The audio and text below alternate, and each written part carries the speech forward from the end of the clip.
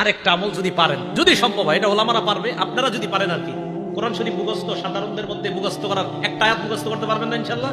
সূরা বাকারার 136 নম্বর আয়াত ফজরের প্রথম রাকাতে মাঝে মাঝে, সূরা বাকারার 136 নম্বর আয়াত আল্লাহ বলেন, কুলু আমান্না বিল্লাহি ওয়া মা উনজিলা ইলাইনা ওয়া মা উনজিলা ইলা ইব্রাহিমা ওয়া ইসমাঈলা ওয়া ইসহাকা ওয়া ইয়াকুবা ওয়াল আসবাতি ওয়া মা উতিয়া মূসা ওয়া ঈসা ওয়া মা উতিয়ান নাবিয়্যুনা মির রাব্বিহিম লা নুফাররিকু বাইনা আহাদিন মিনহুম ওয়া নাহনু লাহু মুসলিমুন। এটা এক রাকাত, ফজরের প্রথম রাকাতে।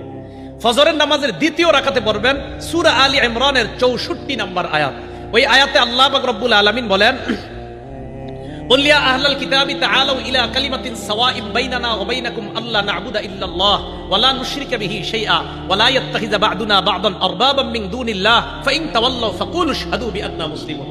ফজরের প্রথম রাকাতে কুল ইয়া আইয়ুহাল কাফিরুন, দ্বিতীয় রাকাতে কুল হুয়াল্লাহ। যদি পারেন মাঝে মাঝে প্রথম রাকাতে সূরা বাকারার 136 নম্বর আয়াত, দ্বিতীয় রাকাতে সূরা আলী ইমরানের 64 নম্বর আয়াত। তাহলে এবার আসেন, প্রথম গেল ফজরের সুন্নত, বেশি সময় থাকলে ঘরে পড়ে নেবেন। দ্বিতীয় নম্বরে গেল প্রথম রাকাতে কুল ইয়া আইয়ুহাল কাফিরুন, দ্বিতীয় রাকাতে কুল হুয়াল্লাহ। যদি পারেন মাঝে মাঝে প্রথম রাকাতে সূরা বাকারার 136 নম্বর আয়াত, দ্বিতীয় রাকাতে 64 নম্বর, মুসলিম শরীফের হাদিসে আছে, আলী ইমরানের 64 নম্বর আয়াত।